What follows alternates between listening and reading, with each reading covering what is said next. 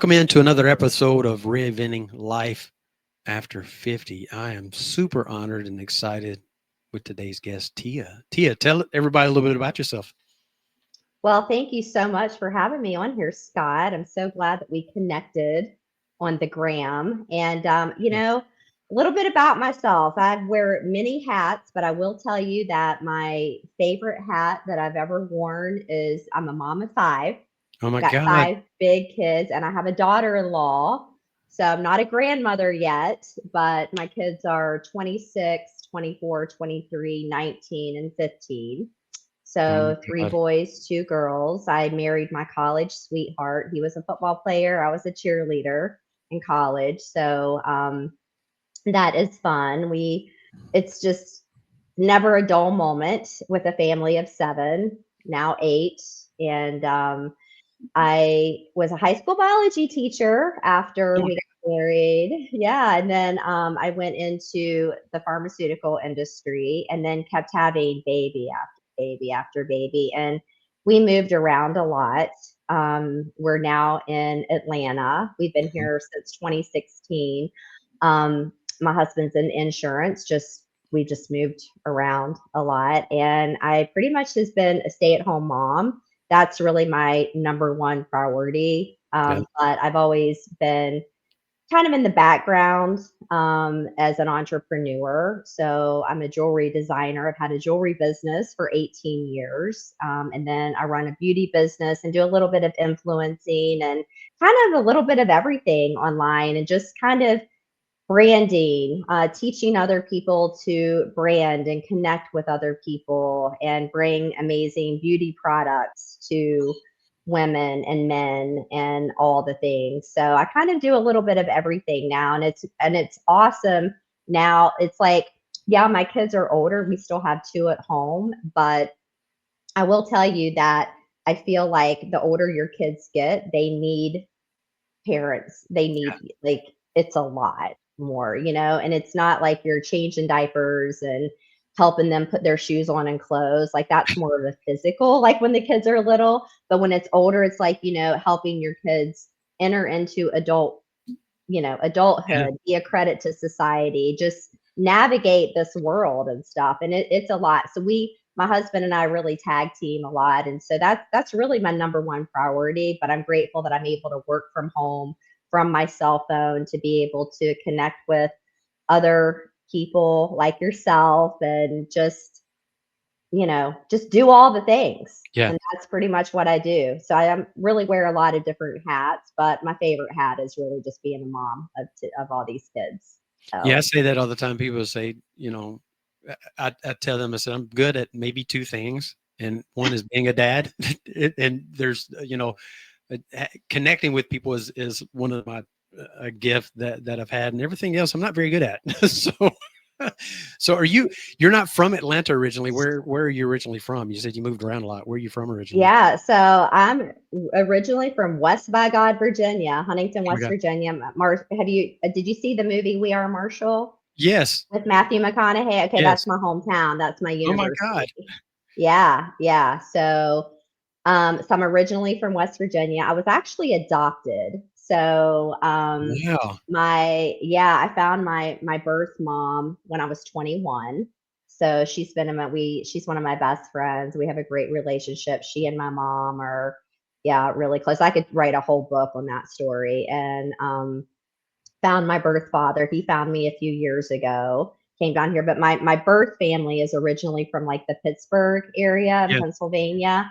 But my birth mom, when she was pregnant with me, had gone to Marshall University. And so Marshall, Huntington, West Virginia is my home. That's where all my family is. So I have God. a very interesting family tree. It's definitely a blessing, with two sets of parents, although I just buried my father this past year. Right. So, it's a really interesting story. So, but I'm originally from West Virginia. So did I'm sure you got the story, or you're curious as to why, your birth mother put you up for adoption. What was the story there? That's interesting.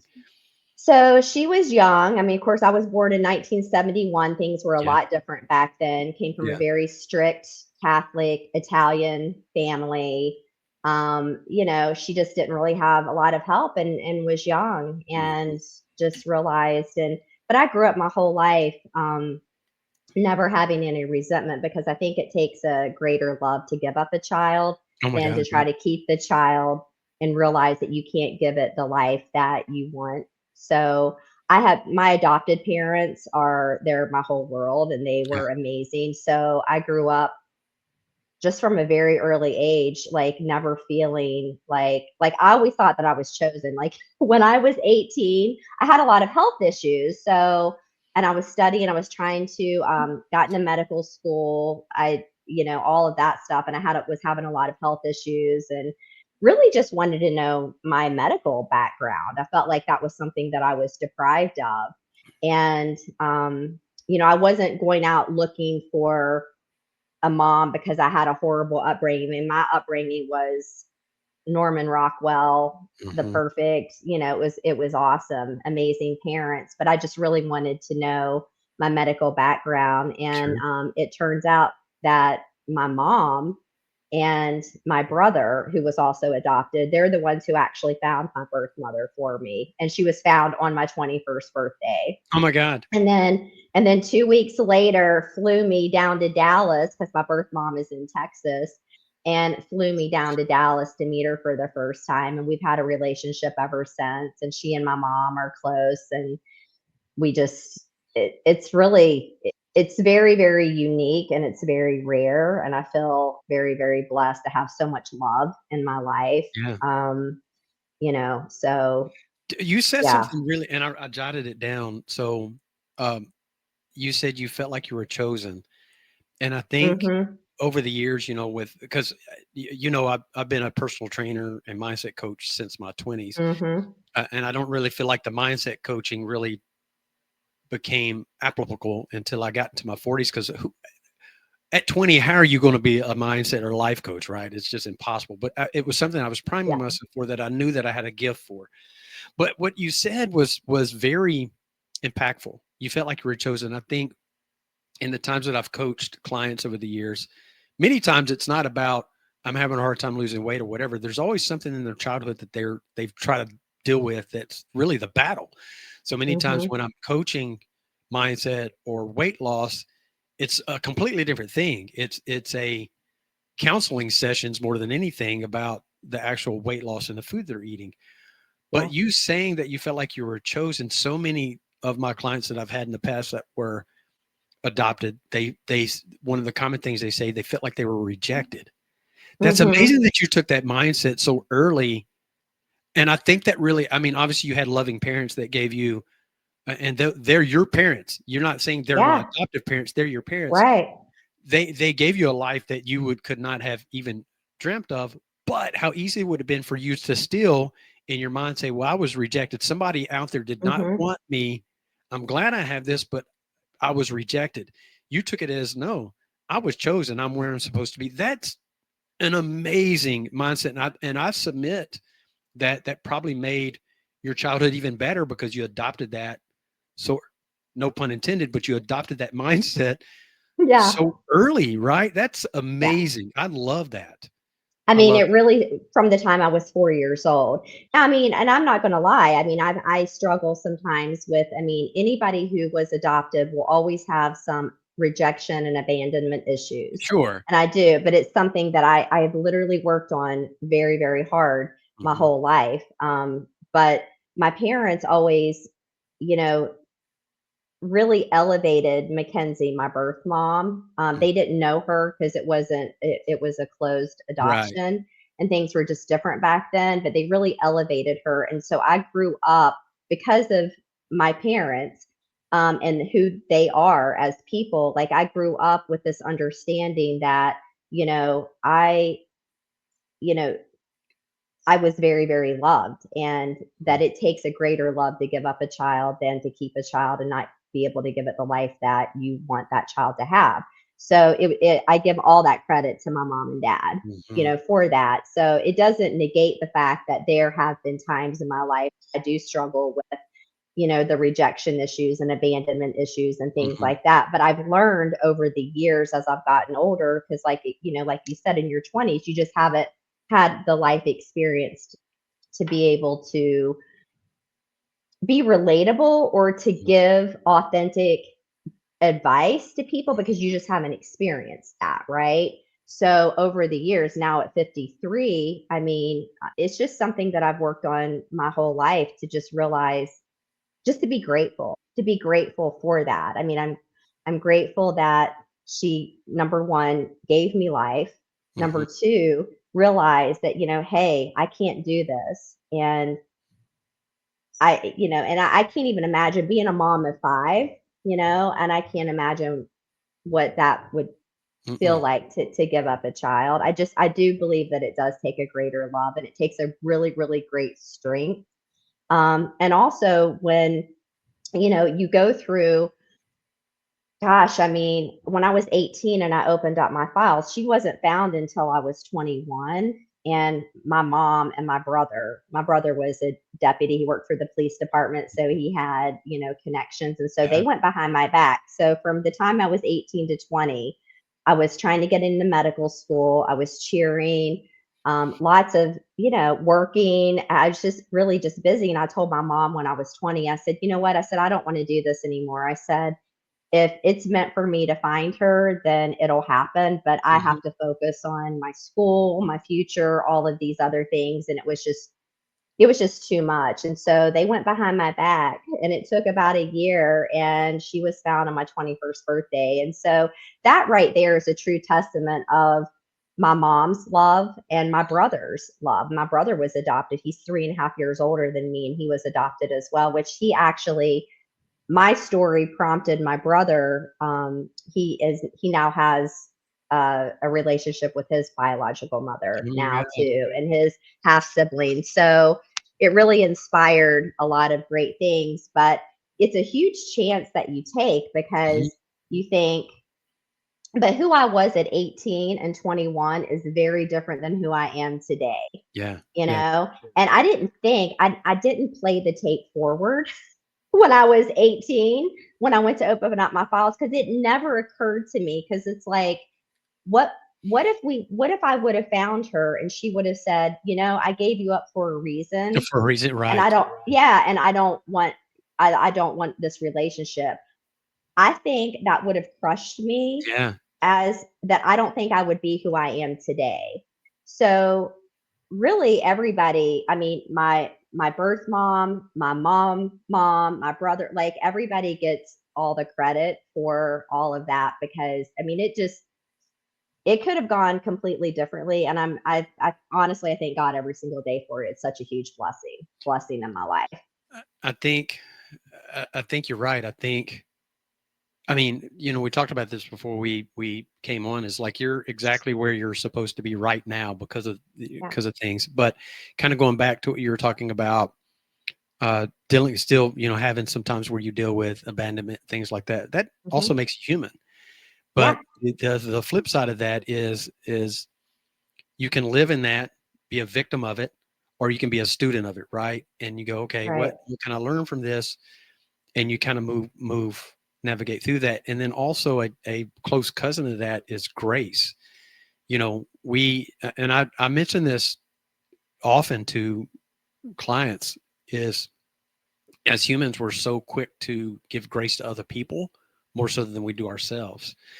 And so that's hard to do a lot of times because we're Yeah. our hardest critics, but it's necessary to Yeah. feel healthy and feel right. I mean, and then too, like understanding like how would your past and the thoughts change if we came to this realization that everybody is doing the very best that they can, and whatever the decision was, thankfully you found out kind of the reasons why your biological mother. But even if it had turned out where it had been you had met her and she said, hey, I gave you up for a reason, well, that's her reason. And she was doing her very best that she could, enough to say, hey, I'm not in the mental or physical ability to take care Right. of a child. So that's remarkable. It really is. So Yeah. let's shift gears here. That I did not know that about you, and that's the beautiful thing about what I love about doing these podcasts, interviewing people. In all of my research, I didn't see any of that, so Hmm. that was surprising me. It's like, wow, we got to really dive into that because that's really good. And Yeah, thank I mean, you. I could write a whole book on it. Like Oh, for sure. it's an incredible story. It really truly is, and I I can help you just produce a excuse. movie or a show. Yeah, I've got, I got a yeah, production company, so I can help you with that. yeah. Uh, but that's the thing. I mean, so everybody has. You'd mentioned to me when in our kind of pre prep call back a few weeks ago when we kind of chatted about the potentiality of this happening of this podcast happening. You had made a mention about, and I don't recall the exact words. This maybe it will remind you. You said, "Do you think people over 50?" There was something along the lines like people over 50, being successful on social media or whatever it was. I can't remember exactly what you said, but I said, well, let's hold that and talk about it. What I was saying, maybe you'll remember what it is. What I'll say to that is like everybody has a story, and particularly Hmm. people over 50, we have a gift to give the world. I'm not saying I necessarily do, but a lot of people I run into over their 50s has a story, something unique that can touch somebody. Like you imagine one person that could have a similar background of yours could hear Hmm. this and it could completely change. And that's the whole Yeah, idea that I started podcasting 10 years ago was if I could just have one person, I mean, this sounds kind of egoic or whatever, but if what I'm doing can impact just one person every episode, that I've done my job. I feel like I've done it. absolutely. And so Yeah, like your story and the things like all the life experience we've had up to get to 50, I mean, girl, we've seen a lot of stuff. So yeah. so so yeah, absolutely. I think our age group, and particularly with the introduction with social media as we've come. I mean, we didn't have cell phones back when we were young. We've seen Hmm. a lot of stuff change Yeah, in our lifetime. Absolutely. And I think this is the time for our age group to be winning, and so absolutely. the younger generation needs art. Like you said at the beginning, like your kids, it's not about changing diapers and stuff anymore. It's about life advice. Like you've Yeah, been there, right. and I Hmm. might not be the greatest at it, but I can definitely help you avoid what I did wrong. Hmm. Right, So right. in any And we case, don't have all the answers. I no, mean, we don't have the answers. And kids, I think also, and I think after losing my dad and watching all of that, I think that kids sometimes forget that, your parents are just living life for the first time as well. yeah, Like this absolutely, is I mean, I just know what it's like to be up to this day at 53, like what the future holds. I mean, it's all new. Like we're all trying to just navigate. But at our age group, and we have been through so many more life experiences that we can really help the younger generation and stuff. And I'm a huge, huge advocate, and I'm very passionate about helping, especially these younger girls. I mean, I grew up, I was bullied a lot, mm, very, very badly. And even now at 53, I get bullied online. Women are just very, very, can be very envious and very jealous. And yes, I think if more people opened up their hearts and if they actually had conversations with people, I think more people would realize that we all have a lot more in common, and we all have things that feel like have defeated us. And mhm, when we're all just out there trying to win and have a little bit of a winning streak. But I think if more people would really just open up and share their story and share their heart, and not judge somebody by what they see on the yeah, outside and really get to know on the inside. It's like you can be the most attractive human being, and but if you're ugly on the inside, yeah, it's like, well, just congratulations on your face. yeah. It's like, okay, congratulations on your face Well, congrats on that you something you had no part in doing, right? Like, yeah, yeah. So like if it's ugly on the inside, it doesn't matter what you right, look like on the outside. But if people would really honestly, like, that's why I respect toddlers yeah. like so much, because they just come up and they're There's just like, no wow. judgment. It's just what it Yeah, is. they just say Yeah, whatever, like, it's like, unfiltered. yeah.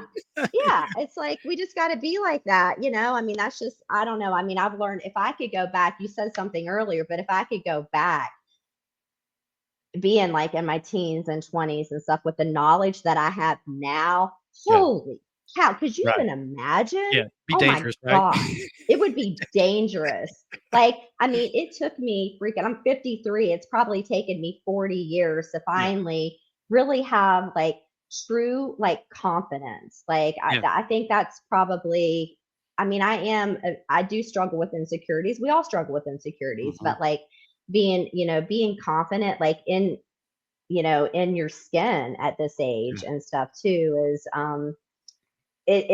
it's very freeing. It really is. And Very it's just liberating. like, There's something yeah. about like, and I'm not that guy where it's the old man, you get off my lawn, but I'm at that age where I don't know when that clicked. It's sometimes I'm 52.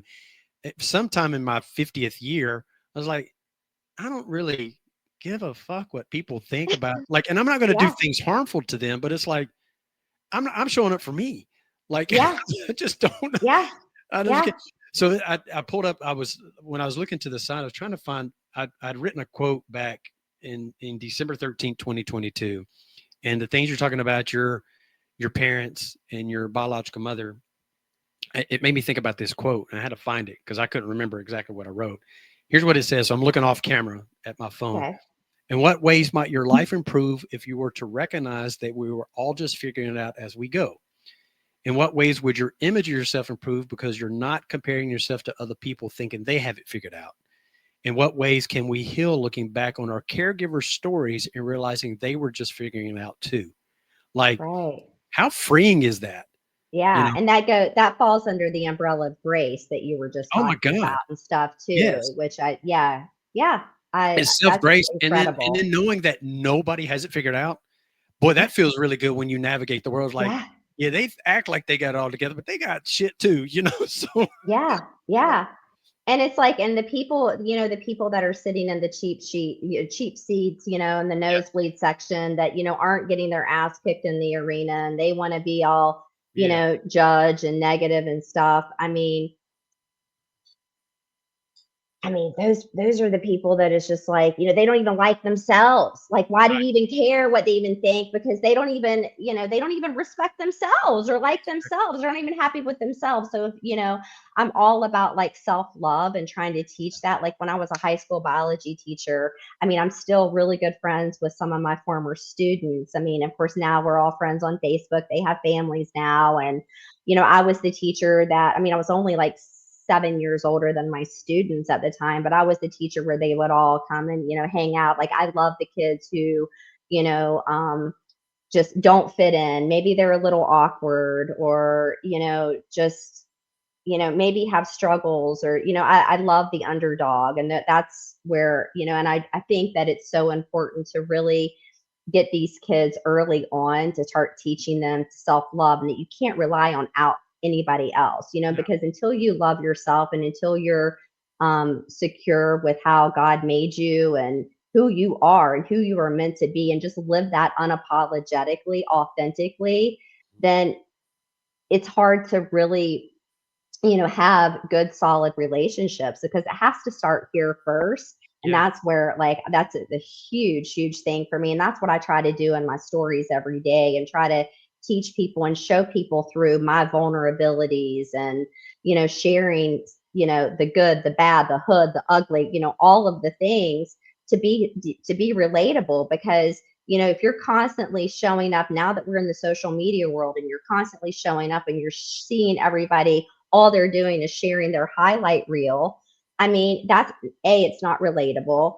Two, B, it's a deterrent, I think. And, and it doesn't open the door for connections. The moment that I just kind of just said, fuck it, this is who I am. I'm not changing, and this is how I am. I mean, I'm not a dick. I'm not going to be mean to people or, but this is just who I am. I'm just going to say what I say and feel how I feel and, whatever without hurting other people. And it's like, if you don't like that, then you know what? Then you're not I'm meant not, to be that's it. I'm not in your cup of my tea. It's realm. okay.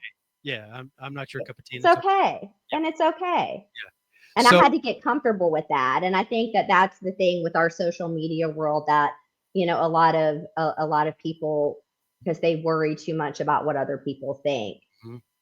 I You know, agree. I'm like, you're not that important. People really don't care. They really don't care. People don't really care. They just care They about. don't. So Yeah. something you said a minute ago made me think about um, like love, self love. You know, people think like you can ask somebody, "Oh, I love that person more than anybody." Well, you actually only love them to the capacity that you love yourself. So if you want to give somebody the most, you've got to really love yourself first, and Yeah. then you actually have to be selfish for a minute to get yourself right, so you can be selfless to Yeah. them, right? So I love that. This is great. Okay, so You got to put your oxygen mask on first yeah, before you put, 100%. yeah. I mean, that's That's what they always say. You've got to take care of yourself first because if you don't, and I mean, I look back, there's things that it's like, gosh, was I really healed before I had my first child? And you think, and I think that that's really important. I mean, as you're growing and having kids and, the just what you're teaching, your the younger generation. I mean, it's really important to get yourself right first, or do it alongside of, but it's just, yeah, I think I that's agree. so important. So you Yeah. mentioned you recently you celebrated your 53rd birthday not too long ago. Hmm. Yep. How does it feel? And so that's the two-part question. How does it feel, and how are you approaching this new chapter of your life?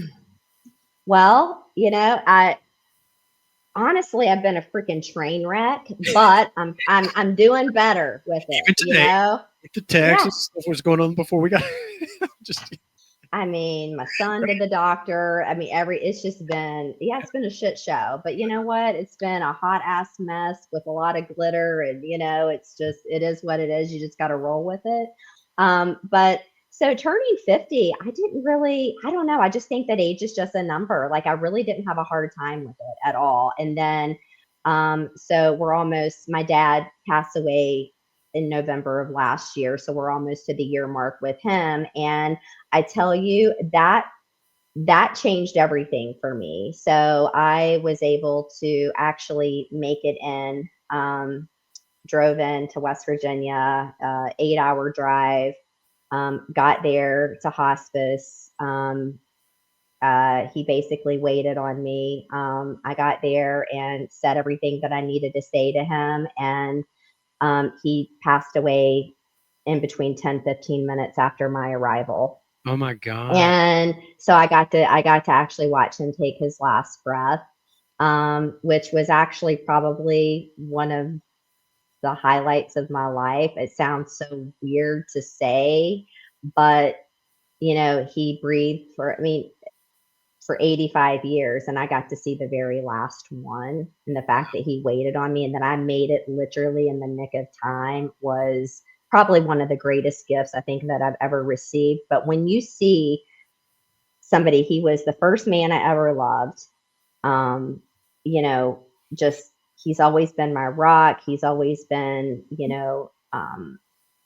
my parent. He was assistant superintendent when I was a high school biology teacher. Hmm. So he really helped me. He's just helped me so much in my life, and just because of my dad. I mean, that's why my work ethic is the way it is, um, and the confidence and all that. My dad was he always had to be put together, the fashion and everything. I get a lot from him, even though we're not biological, but I mean, he's my dad, like I am who I am because of Mike and Phyllis Thompson. Like they shaped everything. But when you see someone take their very, very last breath, like I will tell you what it changed me in the fact that I realized, holy cow, like where did the time go? Yeah, yeah. And I think so it's amplified things for me. Like I have this new, like, I want to say, resurgence of stuff. So it's like, yeah, I'm 53. I don't act like it. I don't I in my mind I still think I'm like 25. Right. But once you see that, you realize how quickly, like, our time here is borrowed. And when you watch somebody take their last breath, and you realize that it's like the things, like, I love my nice things. I love my home. I love my clothes and my purses, and I mean, I love the material things, right? But you don't take that with you when you die. So it's like this light bulb went off in my head, and I'm thinking, okay, Tia, I'm 52. I was Yeah. 52 then. I'm thinking, okay, everything that I have left that I want to accomplish is like, the list is like this long. Mm-hmm. Let's say, wait, what, the average woman in America lives to, what is it, like 73 or something? So I'm thinking, okay, well, the time that I have to do all of this is like shrinking. And so now I have this resurgence, and I'm like, I got to get on the ball. Like it's like I honestly feel like now I'm starting to live. Isn't that weird? Yeah. And it's weird because like I've been married for 28 years, happily married to my best friend, have 5 amazing kids, a daughter-in-law, and I'm watching them grow and all these things. And I was busy. We were moving. This was our 8th move, moving down here to Atlanta. So we've been busy. We've been really busy. 2 of my sons have type 1 diabetes. So with my lupus, there's been a lot. We've had a lot of stuff, and it's just like, and it's just we just been Yeah.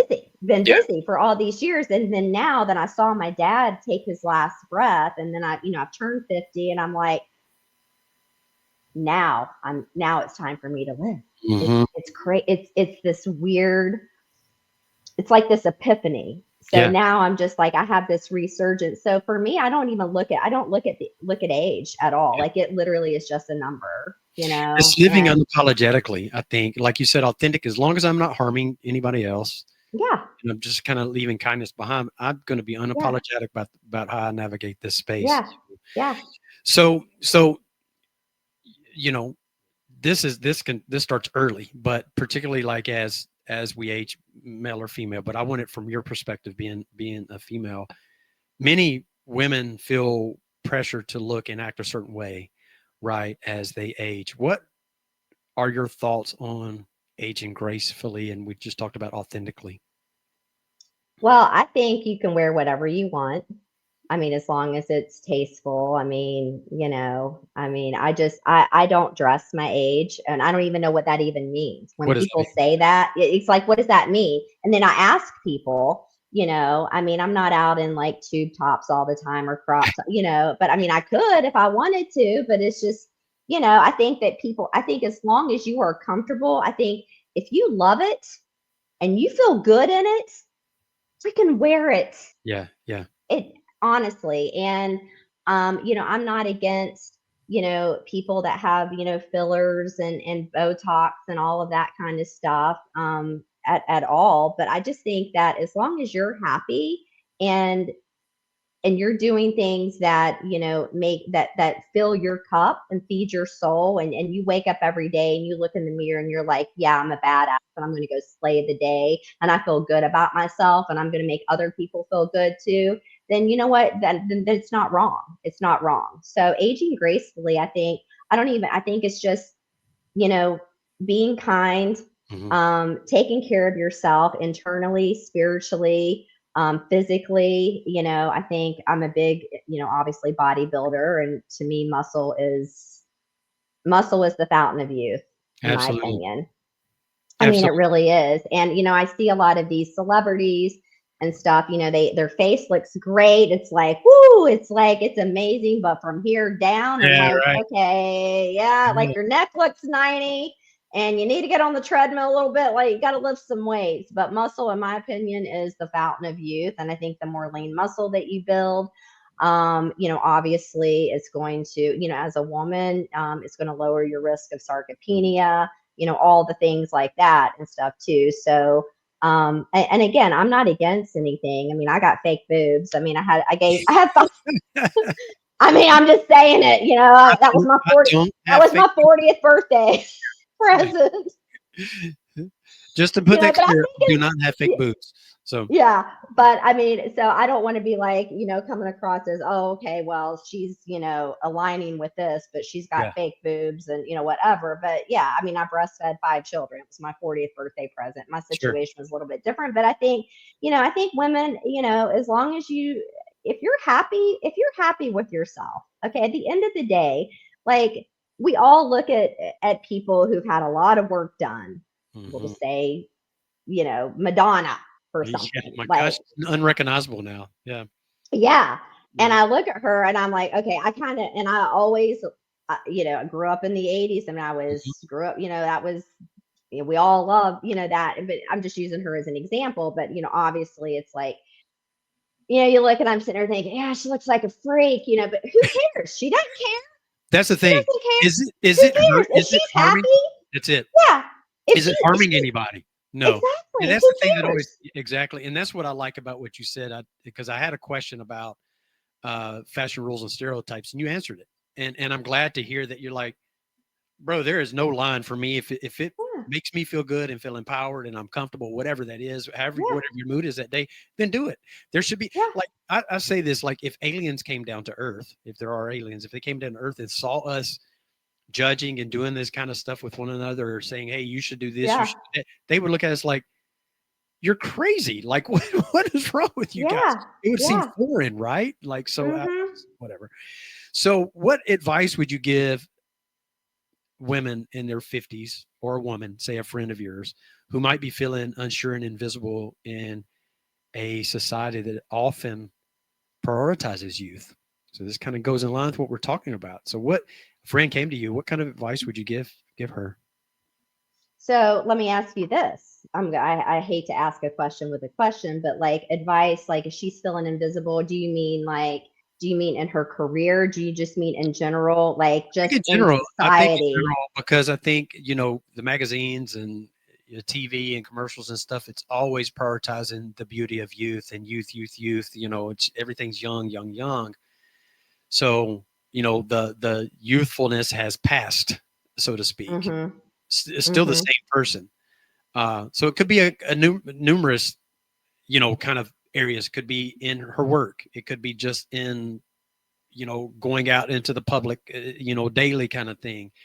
So however you want to answer that, whatever it immediately inspired you to kind of think about, I think is what I'm kind of looking. Okay. Yeah. So, well, I think first and foremost it starts with her. Like she has to, because at the end of the day, I could tell her how beautiful and amazing and awesome that she is. 100 people could, but until she believes it herself, it doesn't really matter what anybody else says. So the Yeah. first and foremost is that you got to get your mind, the mind and the heart. You got to get that right internally first. And there is a lot of science behind, the self talk and how you talk to yourself. If you're constantly thinking that you're ugly and you're this and that, and I think that you have to embrace your imperfections, because we are all very flawed individuals. There is no one that is perfect. We are all flawed, and beauty is in the eye of the beholder. Hmm. And I mean, heck, I just got told the other day by some dude that I needed Botox, that my face looked weird and stuff. Okay, I don't care. I mean, I'm happy with myself. It took me 40 years to really be happy with myself, and I'm not going to let some a-hole that I don't even know that's sitting behind his little device, try to break that, because once you put up that barrier, it's like this shield that it's like, number one, you got to talk very, very kindly about yourself and focus on the things that your great qualities. And that's really the most important thing. And once you do that,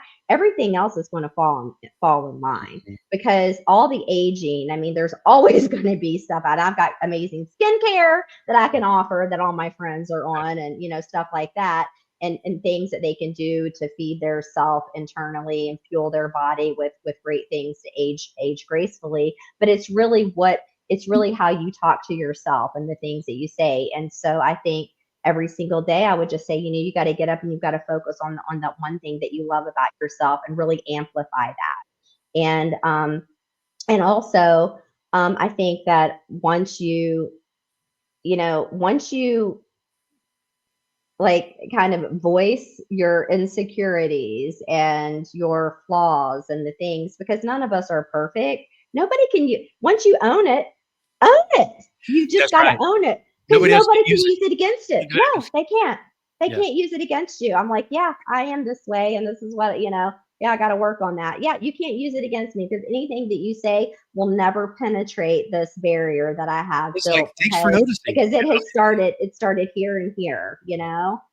I think that's, you said you're talking about the self talk, and because the subconscious mind doesn't know the difference of whether it's actually happening or not. It just takes the Mm-hmm. information in. So it's vital. The self-talk Yeah. is true. And then navigating the world in your life based on others' judgment of you. Mm-hmm. I mean, they have stuff too. Like, okay, let's talk about you for a minute. So hey, at Yeah. least you're talking about me, even if it's not Mm-hmm. great. Like Mm-hmm. I've taken up space in your brain rent free, for a moment. So you're welcome. Yeah. So Right. Exactly. Exactly. Yeah.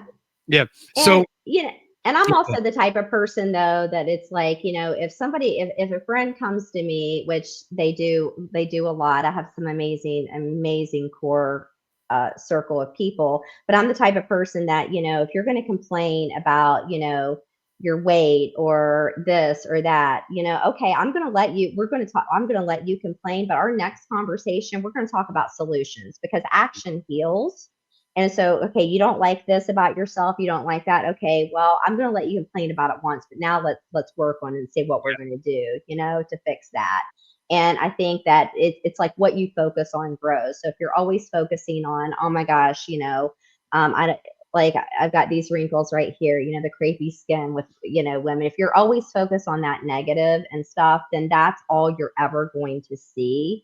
mhm, And so it's really about getting people into that right mind shift.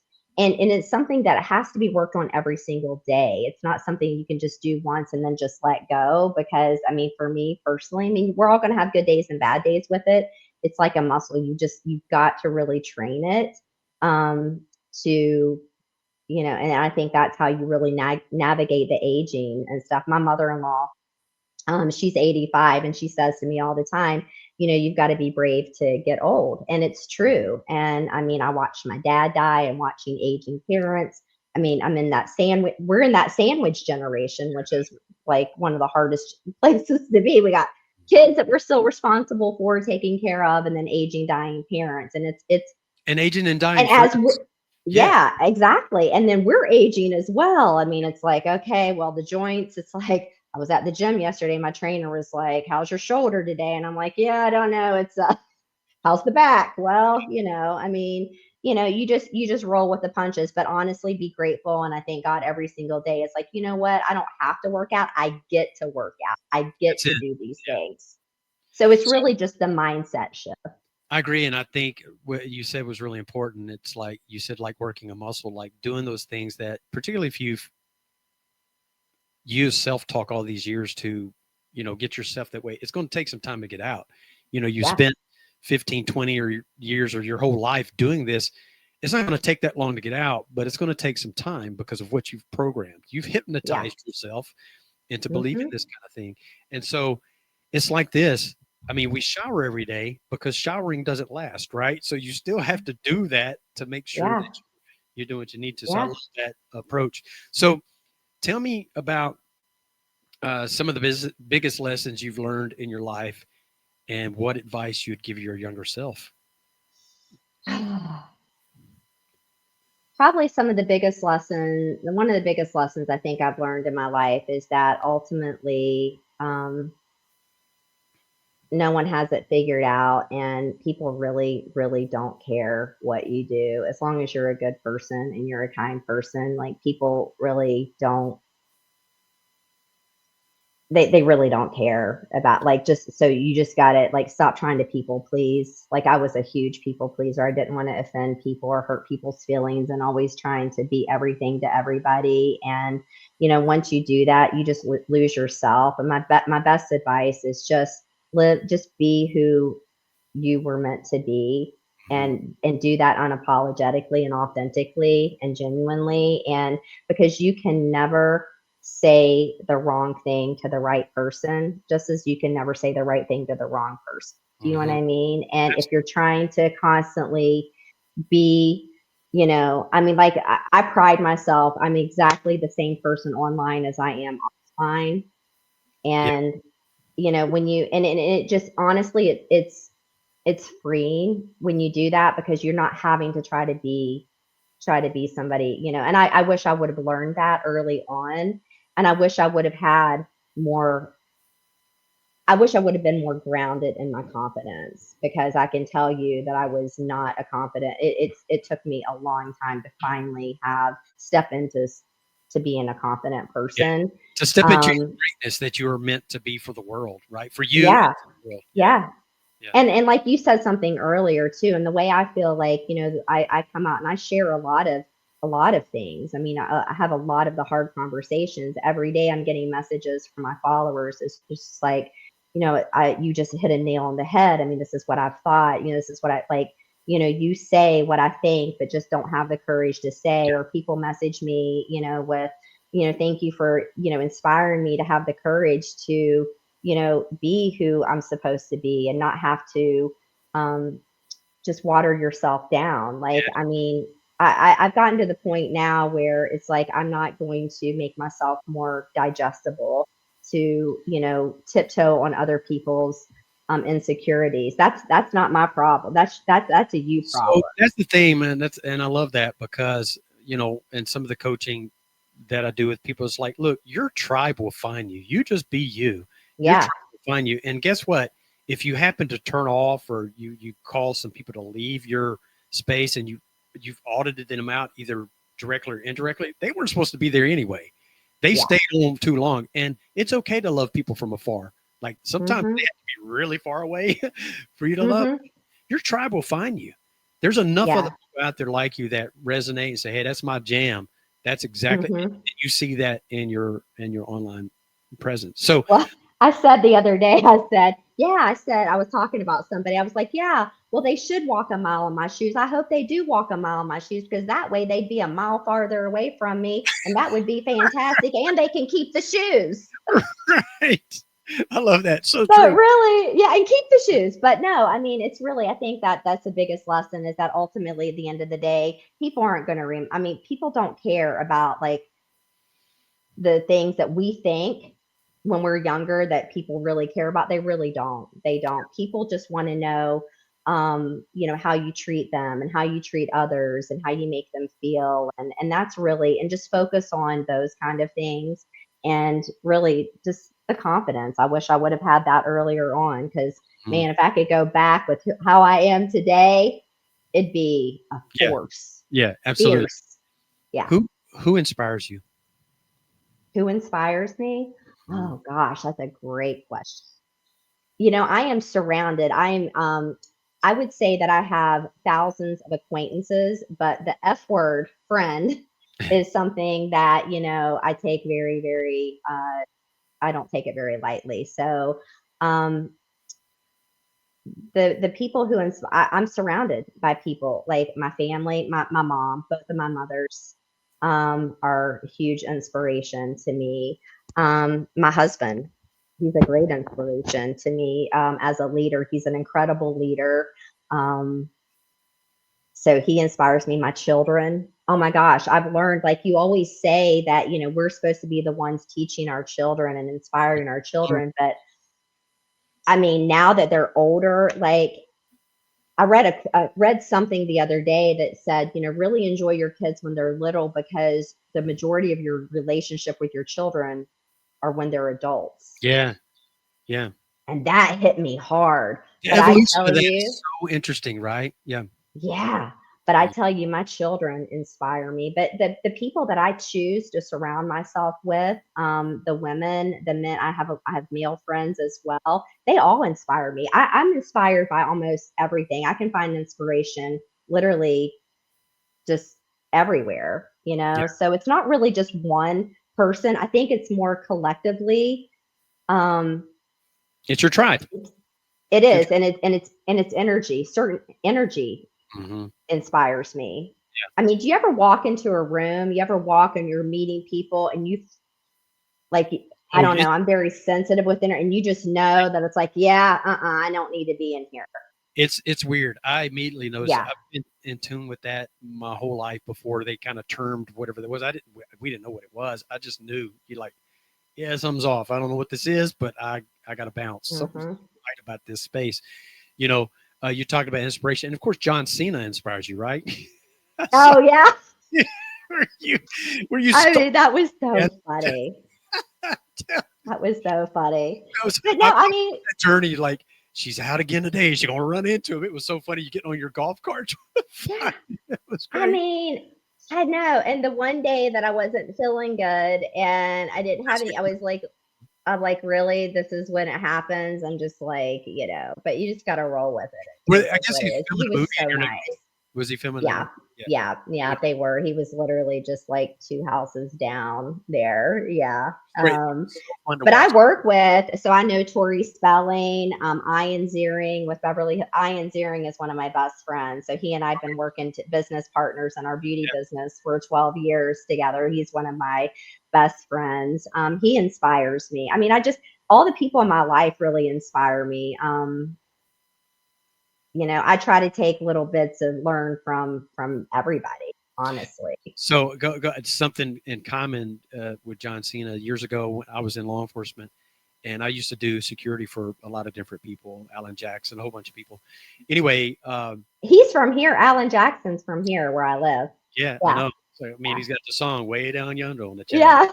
right? Yeah. Yeah. So anyway, very nice guy, nice family. Anyway, so I get this, a contact. Hey, we need you to run security for guys coming in. I don't know if it was a book deal. It may have been a CD release. I think it actually was a CD release. And I get there and it's John Cena. And I'm like, I go, John, like, I'm not a very big dude. I mean, I'm fit, but I was like, your one thigh is the size of me. Why do you need Oh yeah. security? It's just, but, and that was at the height of his, like, how jacked he was in his WWE days and all that. Yeah. But just the nicest, welcoming, warmest individual. One of the nicest people I've ever met. I mean, you'd not Mm-hmm. expect that because of what he was and what you've seen, but Yeah. uh, welcoming, inviting. He just was a great human being. Yeah. So, He was so nice. Like he didn't have to. I was literally sitting on my golf cart with my daughter-in-law, like a dork, with the neighbor's little right. boy who was talking to me. He was like, Miss Tia, if it wouldn't have been for my neighbor's son, we probably wouldn't have met him because I started talking to him. And then all of a sudden, his car pulls in, and I was sitting there. I was like, "You've got to be kidding me! That was John Cena." And I'm sitting there like a dork, and I'm like, what do I do with my golf cart? Because we're in a golf cart community down here. I mean, there's golf cart parking. The high schools have got, like, the kids drive their golf carts to school. Like, I mean, we have over 100 miles of golf cart trails. So everybody goes around on their golf cart. So it's a thing Yeah. down here in Peachtree City. And so anyway, so I'm sitting on my golf cart and he pulls in to the driveway. He gets out. He could have just walked in. He could have just walked in. He looked up and he walked up the hill, and I'm standing there with my daughter-in-law and then the other two kids, and he walked straight up to me, right to me. And I'm like, really? And he puts out his hand. He goes, "Hi, I'm John. Nice to meet you." It's like, And I was like, "Hi, John. I'm Tia. I live in the Black House right there." And yeah. So anyway, and I did there's a couple of lives on my Facebook that are actually really, really funny. But he's super, super nice guy, and everybody here that was filming, they were awesome. So they actually they film more movies and TV shows here in Georgia than they do in California now. It's a tax thing, it's, but it's a tax thing. There's a huge, well, I mean, it goes even before this, but Tyler Perry Studios was a huge influx of a reason why a lot of this started happening there. But too, I've got another story. I'm going to do a single kind of podcast, a post about launching a TV show and what that there's connections to Tyler Perry. You'll be on the lookout for that, by the way. And then, okay, yeah. it's a story I've many people in my circle know from my media company, but they don't know the whole story. So I'm going to share it about how it came to be. But so you have a super diverse audience. You had mentioned a minute, including many women and men over 50. What do you think draws people to your content? I think it's different. I think because say I say what most people think, but just don't have the courage to say. And I think it's the authentic. I mean, I hate it's hard answering that question because it sounds like I'm being like conceited, but I'm not. This is just my feedback from my followers because I get this every day. I mean, because I ask them too, because I'm here because of them. I have my business. They buy my products, they support, all of my links and, what I do. And they are the most important. And I wouldn't be here if it weren't for them. So I communicate with them a lot. I get a few hundred messages and DMs daily. So I don't always respond. I need to get better with responding, but I don't want to hire somebody because when I respond, I want people to know that it's in my words. So it may take me a little while to respond in DMs, but I ask my following all the time. I'm like, why do you follow me? Why are you here? And I ask them for advice. What would you like to see more of? They love it. They love my rants when I get Hmm. mad at minivan dad from carpool, or all the other stuff that I'm popping off about. But I'll talk about deep things. I mean, right now I'm on a big kick of talking to women about my menopause journey. you know um and even the men, I'll get messages from the men, or be like, man, I'm sending this to my wife. She's been struggling, and I just try to offer help. I just share my struggles, the highs, the lows, not just the highlight reel. And I think that that's what people probably relate to, because it makes people feel less alone in this world So and feel less shitty about themselves. I agree, and you're ahead of the curve doing this before it became this thing. So I don't know if you know, YouTube has seen in the last year this huge resurgence of authentic content, cleaned, Mhm. unedited, no jump, flash cuts, all this kind of stuff. And it's the over 40, over 50 crowd that has really brought that in, and it's resonated. And it's Yeah. kind of forced YouTube to kind of change the way they push content out, because they realize, wait, this is really resonating with people. Well, the same thing's happening on TikTok, believe it or not. There's a hashtag, there's several variations of it. You can say over 40 TikTok. And there's this whole Mhm. audience that it's clean, not overly produced, and it's the dynamic of an individual human, because that's the thing I wrote down here is the complexity of the human being that people are tuning into for you. So Yeah. yes, you're sharing, you have the mindset stuff, and let's get in and get the body moving, because you do that, so many things change, like mentally, physically, all that stuff happens. Mhm. Hey, I'm also human, so I'm going to share with Yeah. you a pet Yeah. peeve that it pisses me off, right? Because Mhm. it makes you relatable. And then people go, oh, I don't have to be this polished up thing that I see. I can just be me. And so it gives people permission to just show up how they need to show up. And Yeah. so you did something like, I think you came to the realization just because it was more like, hey, I want to do this and it feels right. Uh, but you were ahead of the curve, because it just now really kind of started happening. Yeah. Yeah. Maybe somebody saw your content. That's what caused it to spread the way it has. Maybe, I don't know. So Tuesday night, my best friend, she was featured in a book called Slaying Atlanta. And so we went to the book launch and stuff. And the lady who wrote the book was absolutely incredible. And she was introducing everybody and talking about her project as she goes to different cities. And it's called Slaying Tampa or Slaying Atlanta, all the different cities and stuff. And she was talking about, vulnerability is in. And I'm sitting here thinking, I've been this way my whole life, because I'm like, what you see is what you get. Like, I don't want to have to hide anything. I don't want to try to be different. I mean, when you lie about yourself and you lie about it, it's just too much pressure. It's It's a like, lot of work too to do it that. is, it is. And it's just like, and I've always, I mean, I've been on social media, well, Facebook, since I was pregnant with our fifth.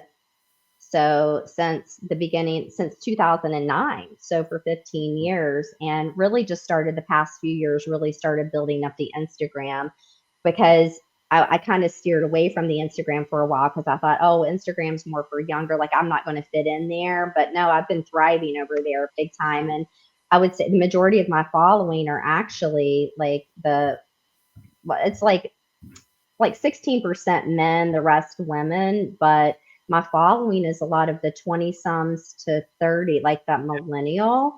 And they look at me, they're like, your goals, I want to be like you when I grow up, That's and it. things like It's that. So, it's not meant to sound this way, but it's mom advice. It's this is what I hope. yeah, That's exactly what it is. Yep. yeah. They're like, I want to look like, and that, like, I'll share my, gym videos, weightlifting and stuff day, and just inspire people to be the best version of themselves. I mean, a lot of my following, I mean, they're still in that prime of just little kids and just tired and running around and trying to fit it all in. Like there's a lot of pressure for us women to, have to, not let ourselves go after having babies and stuff. And being able to just juggle it all, the home, raising the kids, still looking like a snack, still keeping yourself looking all good and, all of that. Like it's a lot. It's a It lot. is. And I feel like, I haven't been obviously perfect with it because there's nothing perfect in this world, but I think I've done a pretty damn good job with, doing it. And so if I You're can set a great example for the younger people, then that's great, and if it gives them something to say, okay, well, I'm going to wake up every day and I'm going to try to be 1% better every day. And, if Tia can do this with her lupus and this and that and all the things, then I can do it too.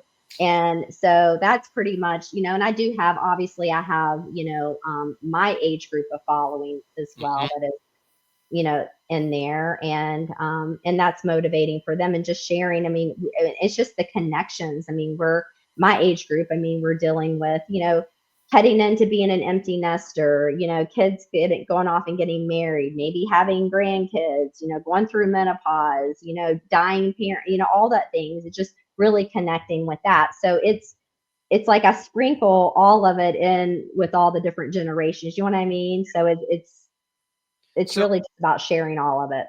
so this and kind of to kind of boil this all down, what do you hope to convey to your followers, and particularly people over the 50s, and even more specific to women over 50?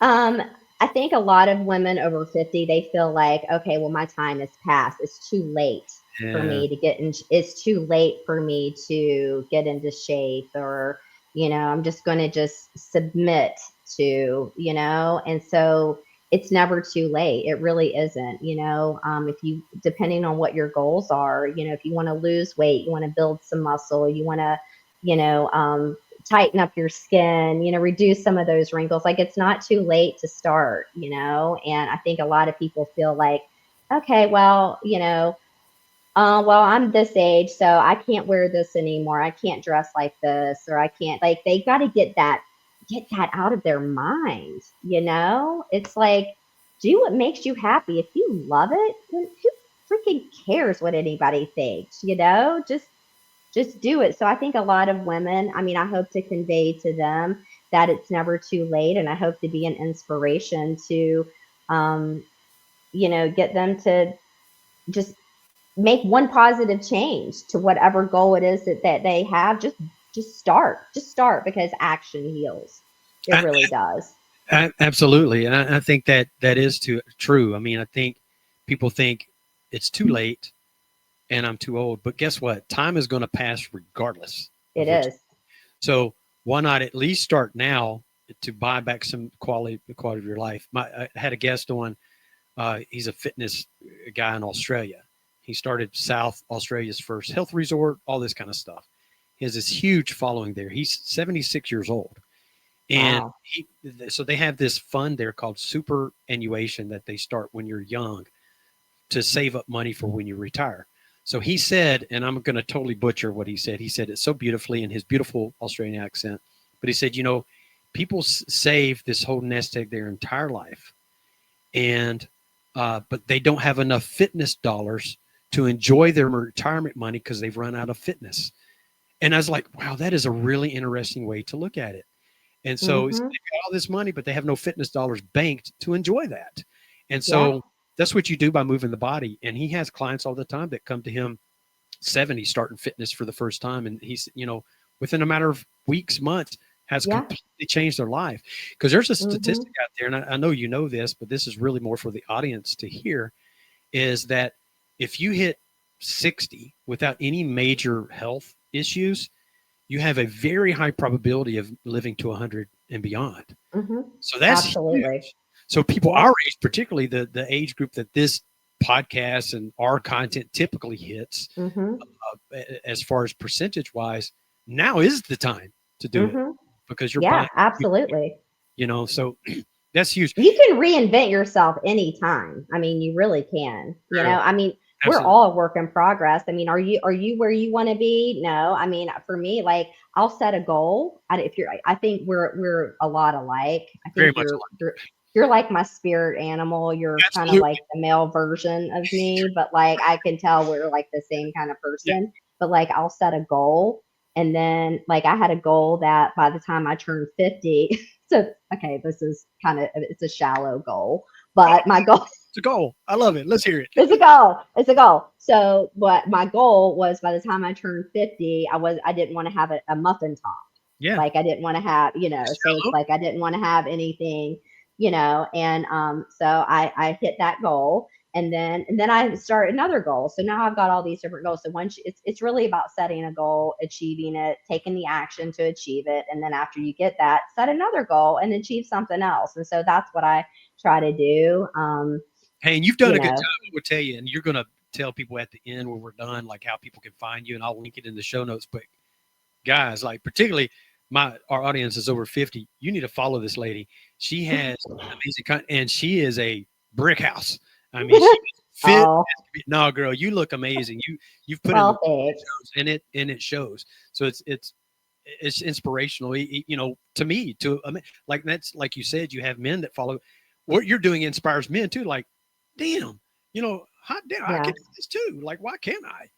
Particularly you sharing the yeah. story about having lupus and all that. My sister has that, and the thing like just getting up out of the bed for her. Like I take that stuff for granted. Like I just roll out of bed and it's whatever it is. Like there's things mornings that are very, Hmm. very difficult. You can speak to it, Yeah. and let's talk about it because I think is important to this conversation. Like, tell me about those mornings that are really difficult. Like how you push through that. What is that thing that gets you moving? So in 2012, when I was diagnosed, I was to the point where I couldn't get out of bed in the morning. My husband would have to get me out of bed, help me. Our bedroom was up on the second floor. We were in Virginia at the time, and then I was diagnosed, and it was not good. And at that time, I had a friend who was starting bodybuilding, like fitness competitions and stuff, and that was really hard to watch. My husband is an athlete, played football, college, had a little short stint with Philadelphia Eagles. My father-in-law played for the Packers, big football, athletic kind of family. And, I had all my people in my life, my husband, my friends are like, and my doctors, like, you need to go to the gym. You need to go to the gym. And I've always been an athlete. I was a competitive gymnast, competed against Mary Lou Retton, collegiate cheerleader, all those things. So I've always enjoyed bodybuilding and weights. But when you're in a position where you really can't get out of bed and you're in so much pain, like I'm talking a pain level, it's just not normal. It pain changes a person.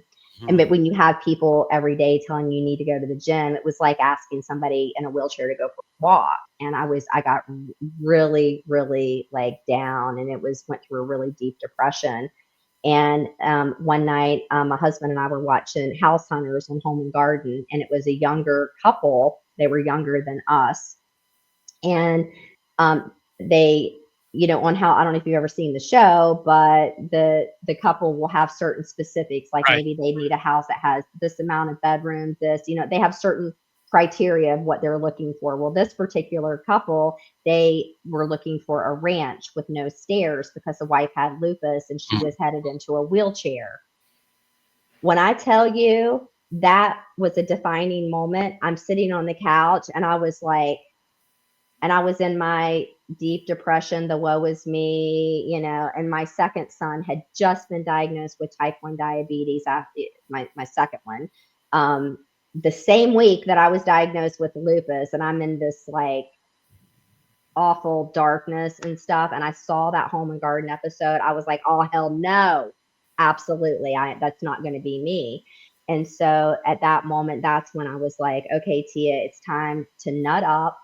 Let's, take some action. We're going to take some baby steps. And I went through a 30-day detox from sugar, started doing, all my research, got back into the gym. And I tell you, it was hard. I mean, those first 2 weeks, it was a lot of tears, a lot of dropping F bombs, a lot of cussing, a lot of just hating it and all this stuff. And but it changed my life. And so for me now, like not going to the gym and not working out or doing something active puts me in that depression. So it's Yes. something. So, and I still have bad days. Like I'm on no medication anymore. I went through, I've been on and off chemo for years, but all those toxins, all that stuff for me, I mean, it was just making me worse. And then it was creating, and it's crazy because I came from the pharmaceutical industry, but now I have a different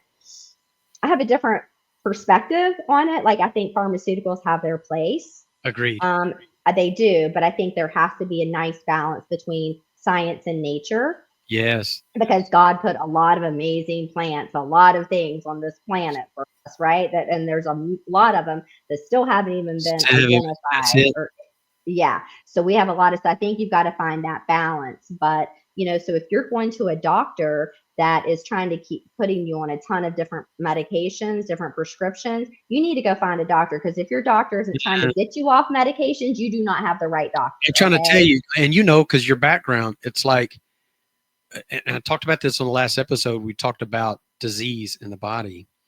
It's dis-ease. So there's something out of balance. And the vast majority of cause of dis-ease in the body is inflammation. Well, the vast majority of inflammation that's in our body is due to the things we put in our mouth and Yeah. then external stressors. So if we can eliminate those things, the body can heal itself. It may take time, but you're a prime example of allowing the body to heal itself by feeding it what it needs to and getting it moving. That is Yeah. so inspirational. But You I'll know, tell you the number one thing that you had asked early, the number one thing that I changed, it was a mind shift change for me because I still have mornings, especially when the weather changes and stuff. And I'll yeah, have bad days. I have good days and bad days. It's been a while since I've been in a lupus flare, knock on wood back here. But I'll get my, the butterfly rash, that kind of stuff. yeah, It's been a while, but it's really the mindset because I no longer say, I'm sick, I have lupus. I don't focus on that. I say I'm healing. And yes, once I start telling myself, so that it goes back to that self-talk and how we talk to ourselves. I'm telling you, it makes the world a it world of does. difference. And I mean, my husband has even told me numerous times. I mean, because there's days the other day I told him, I'm like, listen, I'm functioning. I'm at an 8 on the pain scale today, an Mhm. 8. And he's like, I had no idea, because I don't focus on that. Because if you're constantly focusing on the negative and what everything is wrong, that's only going to be magnified and Yeah, you're going to be in worse shape. So it may take me on bad days. I mean, there's mornings sometimes where my joints are really bad and stuff like that.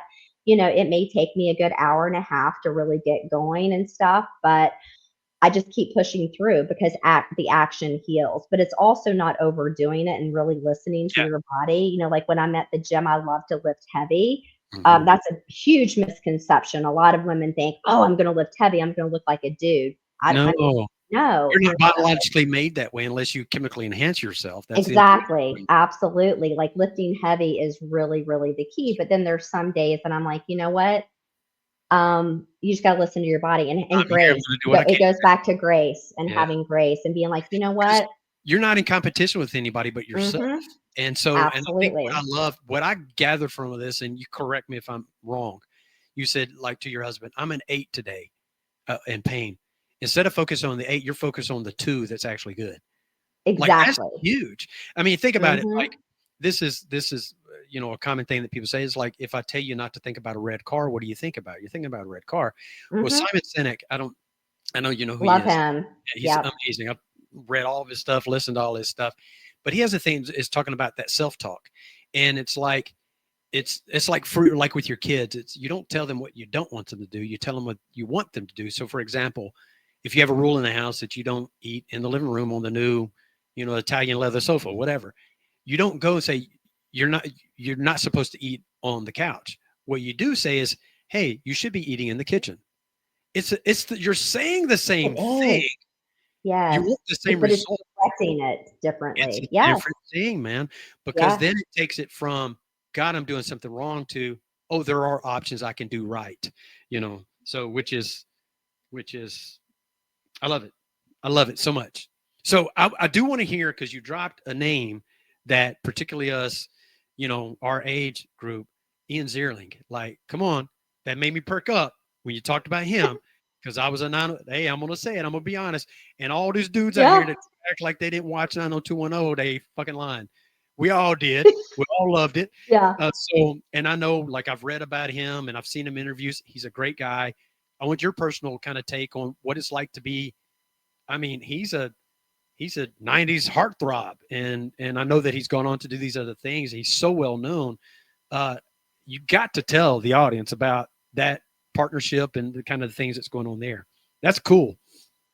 So I was starstruck for about like, I don't know, for about 5 minutes, but he is so down to earth. So it was right after I'd been diagnosed with lupus. Hmm. And my second son with type 1 diabetes, a lot of things going on. Well, I'm very into, aging gracefully, skincare. I'm all into the science. And so at the time, I guess I was 41 at the time. And so I had put out a post on Facebook because I tend to rant and people seem to like, because I just like say You're things so uncomfortable that, talking. You're so just uncomfortable talking to you. relatable. Yeah, so I was really really aggravated because my background, all my science and stuff, and it's like, if you're going to sell me on something, I need to know why. What does it do? I Yeah. need to know, like, yeah. So I was really frustrated. So I put up a rant on my Facebook in 2012, bitching about trying to find good skincare for women in their 40s, because I was tired of going to Ulta, Sephora, Nordstrom, all the counters, and it's the girls were like 19 or 20, no wrinkles. It was not relatable. All kinds Trying of to tell me, I toxins. ended up, Yeah, yeah. yeah, and then they couldn't tell me, well, why should I buy this? Why, like, what does it do? Like, what's in it? And they couldn't tell me anything. And it's just like, and I was so frustrated. And coming from the pharma industry, like, I was the top Prozac rep Oh my god. in the region. Yeah, I was the Prozac girl. Everybody, all the offices loved when I came to town. But I had to know the drug like the back of my hand, but I also had to know all the competitors like the back of my hand. And that's these people don't do that. I'm like, they're not even knowledgeable. And so I ended up spending like over $500 on a bunch of skincare that was literally like putting Crisco on my face. And I'm like, this is bullshit. So I showed up, I ranted on Facebook bitching about all these young, like, people don't even know what they're selling. And it's just like, and it's so, there's no validity here. So I put up this message. Well, one of my friends at the time, whose daughter did gymnastics with my oldest daughter, Piper, um, tagged Ian Ziering in the post. And like you, I grew up. I mean, I was in the sorority house every week. We were all watching 90210 together. And so I put up this post. So she tagged Ian. We went to high school with him. Well, he had just done, I think, the first maybe Sharknado at the time. I Yeah, don't yeah. remember. So this was back in the day when, like, I really wasn't like an influencer, or really wasn't. I mean, I was just on Facebook just to share, connect with family and friends, and share my kids, raising my kids, right? So I really didn't get like a ton of comments or likes. Well, she tagged Ian in this post.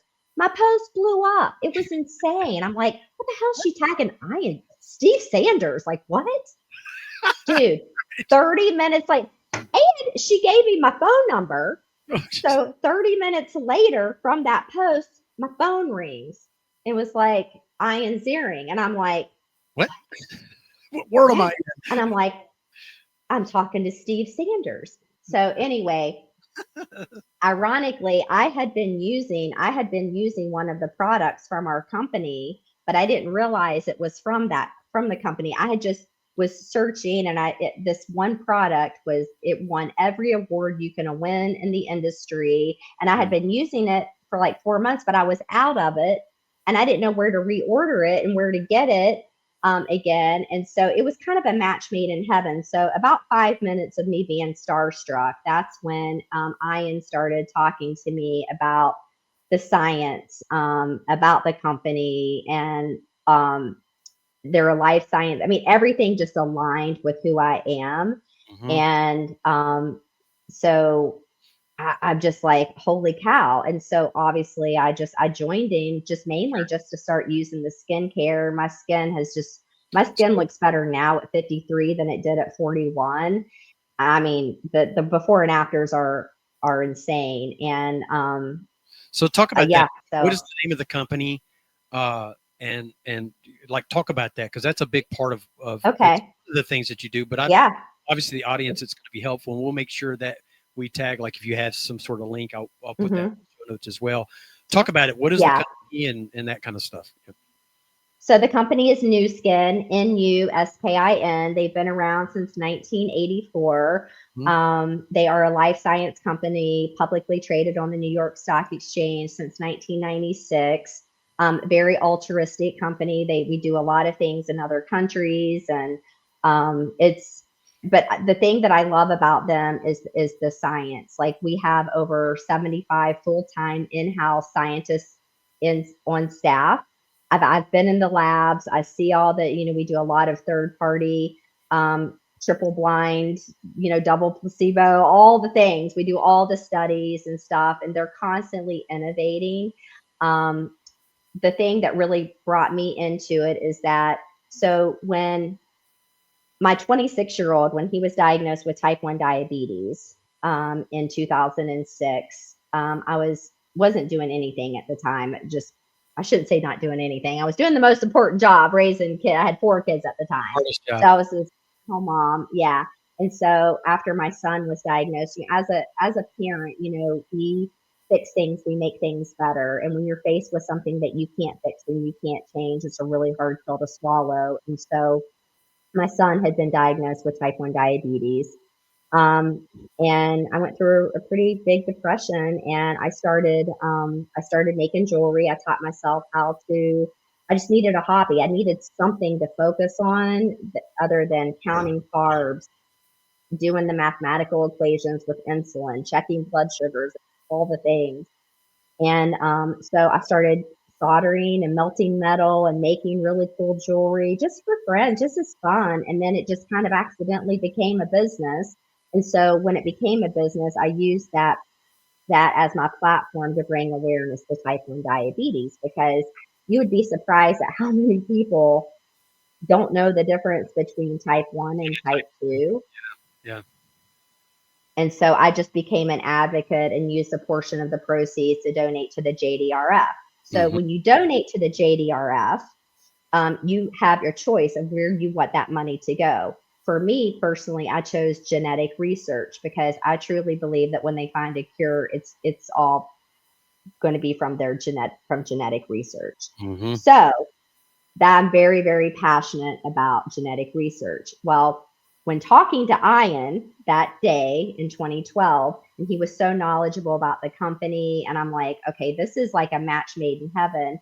I learned that so in 2003, the human genome was mapped by a company called LifeGen Technologies. LifeGen Technologies is like the genetic expert. So anytime like MSNBC, any of the big wigs needed any kind of genetic expert, they call them LifeGen Technologies. Um, and so I want to say, I don't remember the year, but Nu Skin acquired LifeGen Technologies. So we're the only company that has the entire human genome that has been mapped at Hmm. our fingertips. So our scientists were created what's called Age-Loc, and it's the only skincare on the market that actually goes to your genes, because your DNA is your DNA. I mean, Right. that's just how God made you. But as we age, environmental factors, pregnancy, diet, weight gain, weight loss, all those things play a role in how your genes express over time. Yeah. And so the fact that we work with LifeGen Technologies and we have the human genome map, we were able to find what are called youth gene clusters. So our skincare, I love it because it's the science in nature. Like it's the balance. We use a lot of stuff from nature, but then we have the scientific aspect. So it's kind of like a match made in heaven. And Mm. so I was sold. I was sold. And then after I was talking to him, and then I realized with I was like, oh my gosh, the product that one of the serums that I had been using for 4 months that I loved, but I didn't know, Yeah. So it was kind of a match made in heaven. That's And crazy. so he was so yeah, he was just passionate and knowledgeable. And now we've been working together all these years. And my oldest daughter and I went and stayed out at his house and sat with his dog while he was out of town for a few days. I mean, we've traveled the world together. He's one of literally he's family, and he's so down to earth. So yeah, I'm not real starstruck. And Yeah. it's like, and everybody knows that we're such good friends now that it's like, you know, There aren't many. I he doesn't wouldn't get. really. There aren't many that I'd get starstruck from. That impressionable kind of time in our life. There would be some of those that I'd run into, like, oh my god, I can't believe it's Ian or whatever. Hmm. But I've, like I said, done security for a lot of country artists and football players, and so I don't. I've been able to meet a lot of people. But he would be one I'd be like, "Yo, Steve," So what Yeah, is his relationship? yeah. Of course, I didn't know that you were part of New Skin. I know who they are because obviously, I'm one of the Hmm. rare dudes in my 50s that took on adopting, taking care of my skin early on because I was like, hey, why? I see my Yeah. mom and my sisters, my aunts, they're like, why can't I take care of my skin too? Why can't we? Uh, so I knew New Skin because of that. But what is his relationship to New Skin? Like, what is his? How's he affiliated with? So this is crazy. But he in the 90s, they use all of New Skin products on the set of Ah, Beverly Hills 90210. They were using that in the 90s. Yeah. Yeah. wow, So who knew? it wasn't until years later. His story is, I could actually tell a story, but he can tell a story. What I can get, you need to have Iron on here on I your would love to podcast. have him on. I So would love to have him on. we could, Yeah, make it yeah, happen. he would do it. I can, yeah. Well, he actually just he's working with his really good friend Dave. Love Dave, but they have a brand now called Dad Bod Boot Camp that would be Yeah, right up your alley. So absolutely. I'll need to get you connected with them. But it wasn't until when New Skin launched our facial spa, which a lot of the celebrities call it the wrinkle iron. They kind of dubbed Yeah, it that name. It wasn't until then when he realized, oh, well, that's what they were using on the set. So it's funny. Like I don't think that there's any coincidences in life. I think things happen. It's like things happen for a reason. You're absolutely. Particularly where if you you're set, supposed to yeah, be. particularly if you set the intention and you just let it do its thing. You just show up and be your authentic self, unapologetically you. Yeah. Things happen. So tell me your skincare regimen. What is your skin like? Your nightly skincare regimen? Just for the So audience. Saying it for I the wash my face. Yeah, audience. with the Lumi Spa. The Lumi Spa is it's a device. It's a deep cleansing device, but it also anti-ages. We actually put Clarisonic out of business. So I use my Lumi Spa every night, and then I use several different serums, and then my moisturizer, my eye cream. I'm also really into red light therapy. Red light therapy is huge. Yeah. I have one of the red light therapy masks, and I do that for like 15 minutes too. But I also, after my dad passed away, I bought one of the Therasage saunas. It's a Mhm. red light therapy sauna, so I have that in the Amazing. house. It's a game changer. Yeah. Mhm. So, but I don't get facials, or I just don't spend the money to get any of that stuff. I mean, I use all of our skincare. I do have some other things that I use as well, and I love to test other brands and stuff too. But I mean, my skincare is cleanse, tone.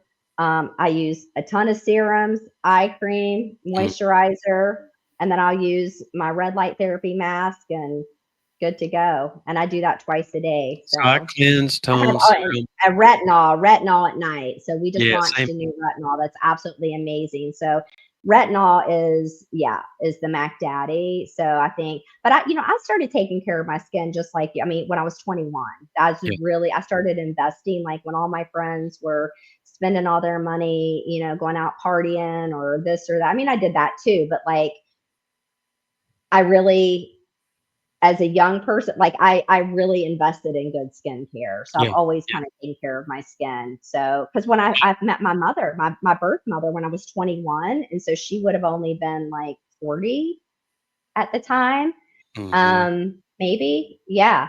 So it was crazy because when you grow up adopted, like I didn't look like anybody, and I don't know how I was going to age or any of that stuff. And Mhm. so it's really it when I met the woman who gave me life, and to see it was like it was intense for me because I'm like, wow. And so it's been Mhm. neat to see her over the 30 years because now that I'm starting to get my gray, like I went and had my hair colored the other day, and Hannah, my best friend, was like, you're gonna have the same gorgeous salt and pepper just like Mackenzie does, which is my birth mom. And I'm like, it's so cool to kind of see that now, Yeah, because yeah. I didn't have that. I didn't have that at all. But So I do um a skincare regimen. I do that. I cleanse, tone.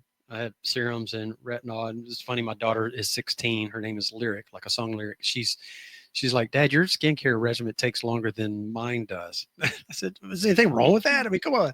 So, what is the one? If you had to pick one, Okay, wait, I have to stop you there. My yeah. daughter, my daughter Piper's best friend is Lyric, and Oh my Lyric, God.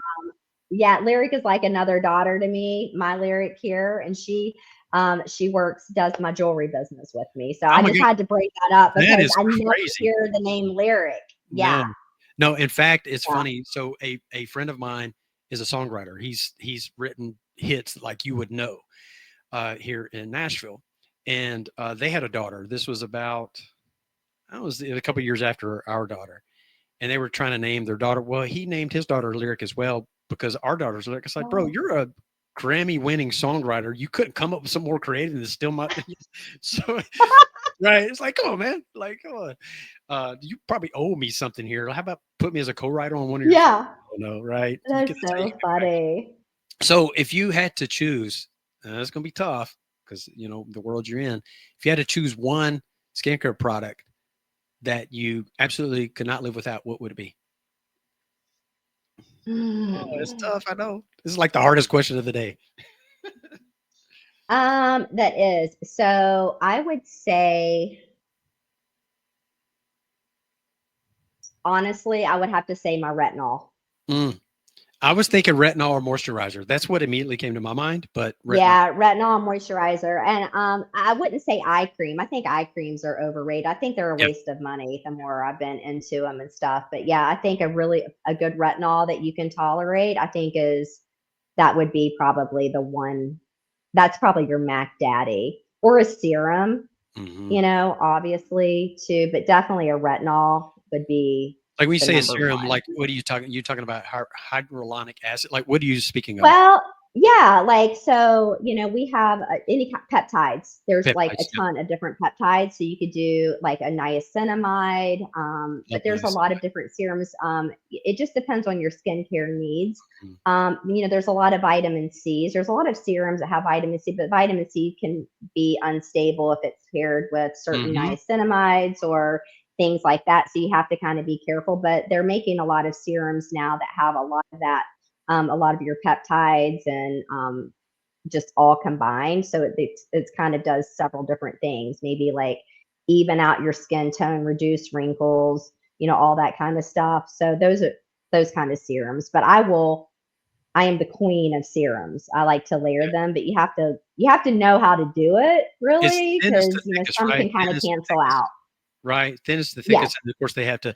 So mine, I use the ordinary is what I use, but surprisingly, and I have to try some of your retinol. The retinol that I found that my skin tolerates the best, believe it or not, is a Trader Joe's retinol. It's, for me, it's Really? actually really Wow. good. It just That's other awesome. retinols like they just cause issues. This one I can tolerate. So it's just funny, right? It's like I thought, who would have thought that I would have found it at Trader Joe's of all places, right? So Yeah. yeah. Yeah. So That's gotta awesome. everybody, like you said, DNA and skin and all that stuff is different. It's what my body Mhm. is okay with. So But we're it's now also drinking a lot of water. It's what you put uh, on the yeah. inside too really helps So I'm people know too. this and know this about me. I'm plant based going on almost 2 decades, and I don't drink alcohol. I don't drink any sugary drinks. Occasionally, I do like half and half tea. We're in the South, right? You got to have a little bit of sweet tea on Mhm. occasion, but I half it up. And the vast majority of what I drink is water. I mean, I'm drinking water all the time, and I really do believe that's the basis of everything. Kind of like when I train clients, it's like Yeah. They don't like to do the mobility stuff because it's not sexy looking, like they're not building the muscle. Mhm. Like, but this is the basis and the foundation of you building the proper body that you want. So that's why I think Mhm. about water. When I enjoy it, the cell on a cellular level need to be hydrated properly Yeah. to do their job, but also it's the foundation for everything to do and function how it should. So first thing I have Do in the you morning. drink hydrogenated water? Hydrogen So water? Do you do sometimes, that? so here, and yeah, sometimes the first thing I have in the morning when I get up is 16 ounces of filtered water with a quarter squeeze of lemon and Himalayan sea salt. So I'm Mhm. trying to replenish the electrolytes that I lost, and of course the approximately pound of water that you lose overnight just from exhalation. It gets the body going, and it's what the cells are craving Mhm. first thing in the morning. It just sets the day. First thing I have, and then it's not until 30 minutes later I have whatever my not really a pre-workout. I usually will take like 2 shots of espresso is my pre-workout. Mhm. So I try to Mhm. be as natural as I possibly can. On occasion, I ain't gonna lie, I do have some Zoa and Mm. Celsius, and once a week I'll have one of those. It's my kind of cheat treat Mhm. myself. Yeah. I got to have something. So uh, anyway, yeah, water is Sundays are my cheat days. what Sundays is are my yeah. days. What is Sundays.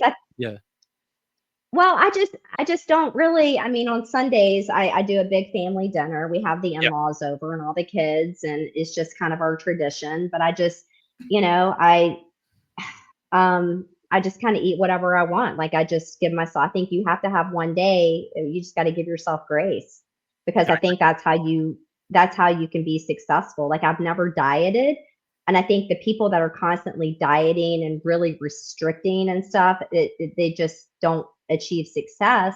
Maybe short term, but not really long term because it can't be maintained and agree. it's just not sustainable.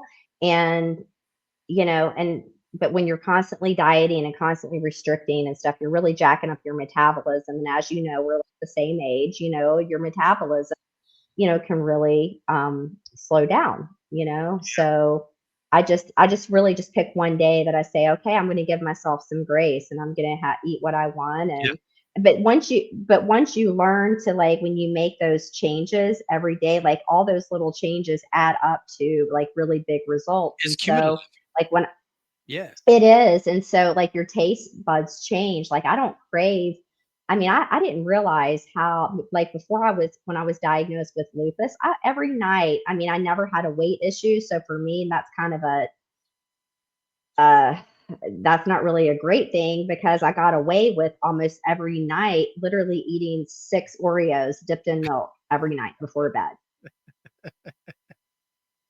So I had this like sugar addiction that I didn't realize. I mean, and I grew up in West Virginia. We've got amazing food. Well, when you're in Nashville, I'm down here in Georgia and in the South, it's like, I mean, I grew up drinking Pepsi and eating Pop Tarts for breakfast. I mean, all of that stuff. And so I didn't realize this addiction. But once you eliminate that and you get over that hump, it really takes like 30 days really to do that. Your taste buds change and then you just don't crave any of that crap. and I agree. It's the taste buds, but I go even deeper, and you'll I think will agree to this too. It's on the cellular level. Once you Oh, start giving yeah. things, it starts craving those things you're feeding it. So Mhm. it just does. Like even on those cheat days that I have where I do the same, like eat some dark chocolate or whatever, do those kind of things. It's like, yeah, I've earned it, but also my body's like, okay, that's enough. I don't really. I'd rather have Mhm. something else because how you've primed me now, which is great, but it takes time. It takes a little bit of time to break that kind of cycle because sugar Mhm. is toxic, but it's also highly addictive and it's a drug. So It it's is. Whew. It's days are the done. biggest racket in our country. I mean, that sugar. No joke. So Yeah. we're at the point. This is the rapid fire section. Oh So gosh. I've got Okay. 12 questions. First thing that pops in your mind, and we'll go. How's it sound? You ready? You buckled in? Are you prepared? All right, get you a drink there. Um, Okay, let's go. Go. what's your favorite exercise? Um, lift back day, Back doing day. back. Books or Yeah, movies? kind of lats. Yeah, Books or movies? books or movies. Movies. Movies. Early bird or night owl? Night owl. What's your go-to comfort food? Potato chips dipped in French's mustard. Oh my God, that's funny. If you could master, if you could master any skill instantly, what would it be? Oh, master any skill.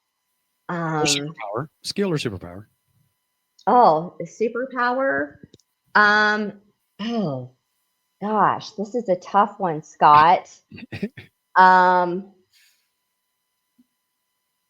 oh, I want to fly. I'm not gonna lie. oh, It's so you, generic. okay, I so just something like that. yeah, I want to be able to, I'd like to time travel, time time travel. travel. Interesting. And if it's Yeah. a skill, I'd like to learn how to be a magician. I know that's silly. I just like Hmm. magician stuff. It's kind of cool. I don't know if that's the I proper. my skill would be a comedian. I've always wanted Yeah, to be a stand-up comedian. yeah. Yeah. You got a lot to work on. I'm just kidding. That was terrible. I just, yeah, what I did there. I mean, I think I'm funny. My family doesn't think I'm funny, but my following thinks I'm funny. But That's so fine. As long as you're entertaining to yourself, that's all that really matters. yeah. One word to describe aging. Um, beautiful. Oh, that's amazing. What's a place you still want to visit? Italy. Italy. What's your favorite thing Hmm. about being in your 50s? Just that I honestly don't give a what anybody thinks. Right, right. That I What's just don't care anymore. yeah? What's the best beauty advice you've ever received? Love yourself, Hmm. and that's the most beautiful. Have See, confidence. Love yourself. see, I That like is the what most you did there. beautiful. It wasn't about the appearance. I love what you did there. Yeah. Now, Yeah. here's Yeah. a follow up to that. Define beauty in one sentence. I'm beauty Ellen. Um, I think beauty is happiness, true happiness, and contentment, Hmm. See, peace. these are all It's feelings beautiful. and things that you can't visually see. I really like that. And here's the big one. It's a big final question to ask you: hills or flats? Oh gosh. Heels. Definitely heels. And I can run in heels. Really? You can Always run in fear the heels? woman that can run in Oh my heels. god! You Uh-huh. have to. I don't know if Uh-huh. you have to record yourself running heels. I'd love to see that. Oh, Oh my god! dude, it's on. Oh It's my on. I'm actually kind of live on a hill. I'm yeah. running. Yeah. Oh Uh-huh. my Yeah. god! The thought of me like putting it makes my ankles hurt, and I do mobility training. Hmm. I think my ankles would break if I put on a pair of heels. So, how can people find you, connect with you? What are your handles, so to speak? Where can people find you? So I'm mainly on Instagram, and that is Tia 1971. So when I started my Instagram back like years ago, didn't realize that Tia 1971 was going to be completely branded, and Yeah, I'm giving away my age. But you know what? It was the beauty of it because I own it and I'm proud of it. And I'm grateful because, some people don't even make it to our age. So I think that's it's right. a beautiful thing. So Tia 1971 on Instagram, over on Facebook, it's Tia Dowler. And then I have my links on both of my bios. So for all of, the websites and my influencing kind of stuff is all there. So really Tia 1971 on Instagram would be probably the number one go-to. Perfect. And I'll make sure I link that up in the show notes as well. So, as I kind of mentioned at the top of the show before we went on, what kind of last words do you want to leave the audience with? The last words would probably be just, wake up every day and just pick one thing that you're grateful for and pick one thing that you really love about yourself and really amplify that. And try to make it a habit every day to, at least this is what I do that's really helped me, is that every single day I make it an effort to give two strangers a compliment. Mm, And it is, I can't, I don't know. You might have better words because you're probably a more insightful person than me. But when you do that, when you really, you just can't even imagine. whatever you put out there, it comes back tenfold. And when you just give two people a compliment every day, it really empowers you and changes your life, and a lot of positive things start coming back. But be kind to yourself, be kind to others, and um, just just age gracefully, and just and love every minute of it, because there's peaks and there's valleys, and it's okay that when you have your bad days and your pity parties and you hate it and it sucks. But the key, and do that, have grace for yourself, and just don't unpack your bags there. It's okay to have those bad times and to feel whatever, but just don't live there. Live there and get out of it, and just go take action and be a credit to society and a blessing to other, and share your story. And it's okay to be vulnerable, and it's okay to share your lows and your insecurities and the things that you worry about, because that's what is beautiful about life, and that's what connects with other people. And if you can just be help one person every single day, put a smile on their face, then you're doing great, and pat yourself on the back for it. Beautifully said. So Thank you for sharing so that. that's what I have to say. Yeah, You're welcome. that was great. That was great. Thank you so much for sharing. Thank you for being a guest. It was so great to have you on. It's a pleasure. Definitely Yeah, would like to have you back at some point and kind of get an update on kind of things absolutely. for sure. And thanks for taking the time. I know we had some technical kind of difficulties on the front side of things, but hey, it works out. Life. That's how it works out. We were ready when we were Yep. ready. So that's how it is. So Yep. until next time, guys, thank you for tuning in. And this is To Your Health. See you.